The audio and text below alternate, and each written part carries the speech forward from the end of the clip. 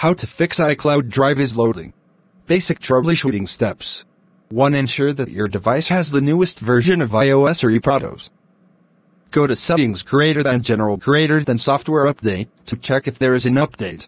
2. Make sure that you have enough iCloud storage available. You can upgrade your storage if needed. You can also free up storage by deleting content.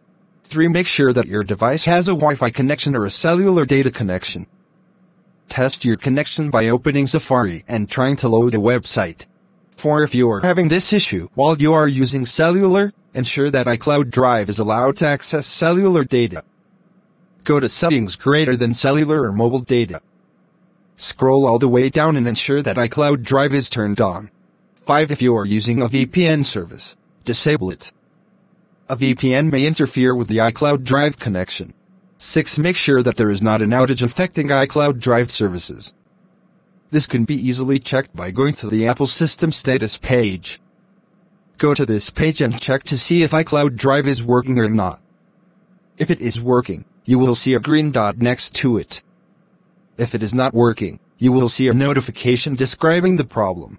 7. Ensure that you have enabled Set Automatically and Date and Time by going to Settings General. 8. Restart your iPhone or iPad. If you are still having this problem, let's try to turn off and on iCloud Drive.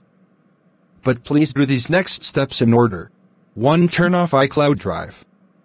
Go to Settings your name, iCloud and toggle off iCloud Drive.